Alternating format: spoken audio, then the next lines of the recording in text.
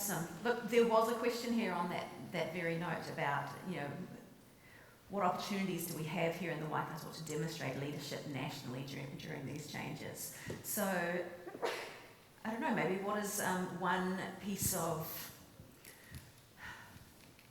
one thing that we are doing or have been doing well here in the Waikato that maybe is transferable to another or here in the country? Do you want to start, Manaaki? Oh yeah, so I can get the answer out of the way and probably stuff it up. No, seriously, I think, and while we were at lunch, I was sitting with the Regional Commissioner for MSD, Tirihia Pepish, and one of the things, and again, Rachel alluded to it in her question, was around how quickly during the pandemic, how quickly iwi stood up. And so, and again, going back to Rachel's pātai, we don't want to lose that, because it was phenomenal, and why I use that as an example is that showed the leadership. It also showed Wellington, bless their cotton socks, how quickly the region could operate without them. In fact, it really pushed Wellington out, and I think it also opened the eyes for Wellington to realise that for a region to respond as quickly as and that's not just our region, but how regions were able to stand up quickly. Phenomenal, absolutely phenomenal. And for the Waikato and for Waikatoas and iwi, we had to go into Tāmaki as well, because our tribal boundary go into South Auckland. So, just having that kōrero with the Commissioner was really, insightful around some of the work that she's looking at around how we can capture that narrative and that data, that information that reflects how quickly iwi across the motu, but in Waikato, were able to stand up and respond to the region. And I think, again, that came back down to the leadership of the different Crown agencies, of the different local governments, regional government, to be able to drop tools, cut the red tape, have that high trust relationship to say, let's make it happen. And it wasn't fixated on a price. There were no dollar signs attached to that. There was about what do we need to do to respond as a region to help our people out. So, and really get in there to help the most vulnerable communities. And that was phenomenal. And so I think from an iwi perspective, and to the question around that leadership, that to me is probably our prime example. And again, it's not something we can't do, and it's not something for the Waikato, it's not new to the Waikato. So I think it's just about, again, being courageous to do it and carry on doing it. And potentially pushing Wellington out again and just telling them, actually, you stay over there, we'll tell you when we need you. For now, this is what the region's doing. And I think that's, there's some huge opportunities and learnings in that space. Kia ora. Lisa, what do you think we're doing well or have been doing well that others can do? So, look, I absolutely echo what Manaaki's just said. I've been in the Waikato for a year and a half, and I have come from, so I'm a South Auckland girl originally, but spent my immediate time before that doing 4 years in Dunedin at the Southern District Health Board. And the iwi relationships here in the Waikato are like nothing I've ever experienced, and I've only ever done health, so I've been around a bit. The foundation that those partnerships provide for us, if we are prepared to simply put bureaucracy and power and authority over to the side and actually all just come together for the people that we serve, that is, there is nothing that we can't achieve when we come to it from that perspective. And frankly, in the COVID response, Wellington was left, really on the back foot, because we had this, and what we are left with is this legacy to build from.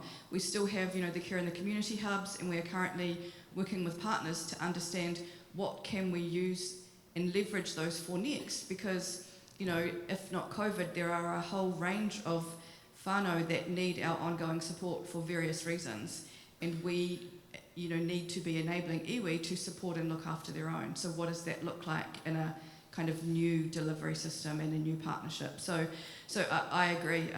You know, if there is a void, fill it. Don't wait for permission. Getting together around a common goal, and 9 times out of 10 that common goal should be to serve whānau, and I think we can't go too far wrong if we take that collective approach. Kia ora. Over to you, Hamish. It comes back to people, doesn't it, and what we achieve for our people. I mean, Manaaki used the word courageous. I think that's really important. This region has got incredible potential, and if we're, you know, it's balls out, it's brave, it's courageous. Actually, it's grabbing it and saying, well, how do we work together? And I think one of the key things we have in this region is we all know each other. You know, today with the cross-sector group, with the cross-agency group, you know, we can all reach people and make stuff happen. Simon Perry's got a wonderful poster on his wall for those that have been in his office which says "Get shit done." Excuse my language. It comes back to your point around collaboration. It's, we know what we need. We're not going to have a boil the ocean grand plan, but where can we make a difference by working together? We all know each other. We can pick up the phone. The leadership committee for the Waikato Plan's a great start, but it's actually now. Let's own our future because it's amazing and bring that resource together. Kia ora. We've done pretty well with our time, actually, and we do still have time for another partai from you guys. Does anyone have something that's not in direct response to what's been said, but something that's sitting with you to direct to one of the panel or to any of the panel? Now is your chance. You're not allowed to go home and be like, oh, but they didn't talk about this thing. Now is your chance to make sure that they talk about that thing. Anybody? Kia ora. Kia ora. So on the policy change that's going on, massive policy change, there are massive changes occurring currently in environmental space, which haven't been mentioned today.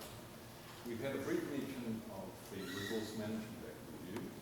We haven't mentioned, for example, the exposure draft that's just come out of the National Policy Statement on Indigenous biodiversity. We haven't talked about the new governance arrangements that are currently being developed for implementing Te Mana o Te Tāra, Aotearoa New Zealand Biodiversity Strategy. Waikato is perfectly placed, both as part of an economic development through providing meaningful jobs for rangatahi and other groups, to restore our landscape. So the title of this topic was Changing Our Landscape. Well, actually, we need to massively change our landscape if we're going to address the key issues, the twin issues of biodiversity decline and climate change. And what better way to do it than to build a new restoration business, restoration ecology business, to transform our landscapes, to lock up the carbon in the currently marginal peat soils which are being farmed in ways which I believe are unsustainable, to stop things like peat mining and lock that up, lock the carbon up. So there are all of these opportunities that are being presented within a policy change framework that is occurring right now, which impact directly on the Waikato. And what we need here is a collective approach, essentially, to transform our landscape to one which will both reverse biodiversity decline and assist the processes of adaptation and mitigation of climate. This can all be achieved in a simple, cohesive plan, and you know what, we can make a living at it as well, because we can also do things like, as we're doing up by Hamilton Zoo, we can restore a landscape and turn it into a tourist destination, which we call Waikato Natural Heritage Park. All of this is interconnected and interlinked. Waikato is the place to start doing it. Thank you. Beautiful. Tēnā koe. Who would like to respond first? Yeah, kia ora, e hoa. I think you need to chair that group there, mate. I absolutely agree, and you know that as you say, that biodiversity and all those national policy statements that are coming out. Like I said in my part, you know, it's the barrage of them and trying to keep on top of. Is it that one? Is it that one? Which national policies, you know, which Crown agency does that belong to? But absolutely, we in the Waikato are in a prime position to actually do some reversal on some of the things that we're doing, particularly around our wetlands. And so I guess from our perspective, tautoko you 100%, wherever your business is, let us know how that's going, and we'll get in behind you, because that's absolutely what, from an iwi perspective, from our taiao perspective, those are the things that we need to do. How do we protect that biodiversity? How do we restore our indigenous flora and fauna? What does that look like? And as you say, it does create opportunities both in terms of that restoration and protection, but it also creates opportunities for a green economy of which we want to be a part of. So that's all I've got to say. Loved your kōrero, and yeah, 100% behind you there, mate. Kia ora. Yeah, look, definitely outside of my comfort zone and area of expertise, but as one of the biggest employers in this district and one of the biggest pollutants, then we're very happy to be challenged and to be called upon to be part of a bigger conversation. We have sustainability officers and we have plans, but I don't think they contribute in the way that you're describing, and very happy to be more accountable around that. The connection between health and well-being, recreation and employment, all intimately connected, all related to how we live with nature, how we support nature, as opposed to run it down, degrade it, do not take a regenerative approach. All of those things are all intimately connected. Have I been muted already? I think it's a really interesting question, and I think Manaaki talked about the awa being our heart, our spine for the region. One of my other roles is the director of Boffa School, so I'm learning an awful lot through that type of role. We talk a lot about climate, but you're talking about the environment that we live in and what we do. I think there's a real opportunity for this region to show leadership with iwi Māori at our heart, with the nature of some of the research institutes that are still here, with our agricultural base, and a willingness to consider change. I think there's a real opportunity for us to say, what are we doing around that in a cohesive way? And I know a lot of talks around climate, but actually looking at the ecology of our system and all of those areas, it ties back to that spirit of the hour. But then that ties in people and communities, but it ties in businesses, it ties in R&D and technology. So all of those things are really strong and focused in this region, but I think it's about how you bring that together, so it's a really interesting question to think about. Final question to our panel, because our time is up. I think we've done pretty well. Do any of you have one last thing that I haven't given you an opportunity to say yet? Anything that's just sitting there waiting for your opportunity? Any final words for our Waikato Plan Symposium whānau? I'll go first. For those of you that stayed in the room, ka pai. I think, looking forward to seeing what the future looks like with regards to the Waikato Plan going forward. I'm mindful that, it's an ever-changing environment, and from an iwi perspective, we will always be here.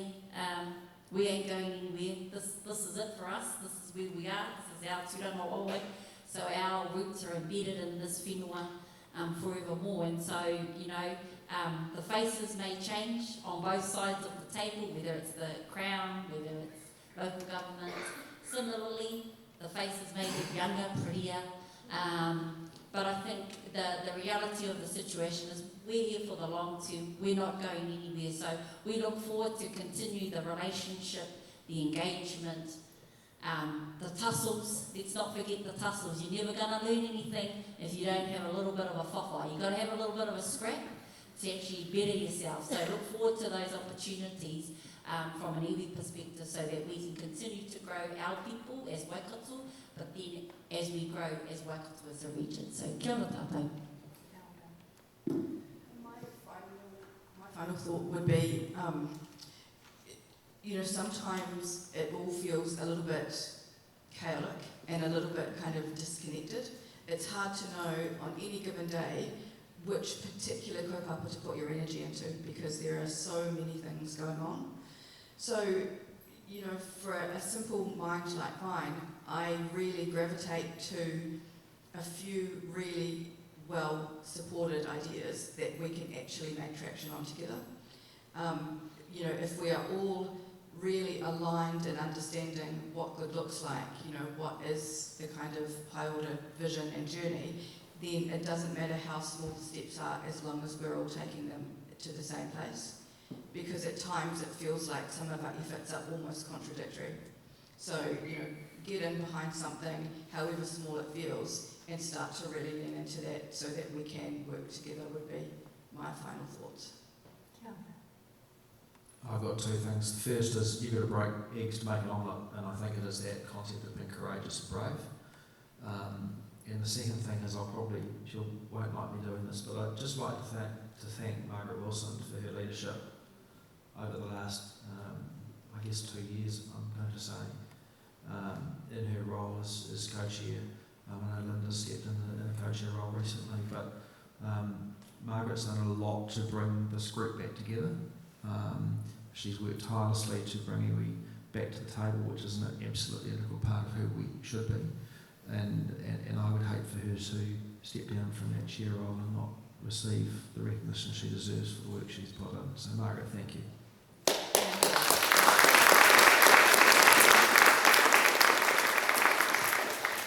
On that note, we do have a small gift for Margaret, and so I see you over there. I'm going to come running down to you. That's the benefit of wearing one of these microphones. We were going to do it at the end of the day, but it does seem like an appropriate time to thank you for all of your wonderful work.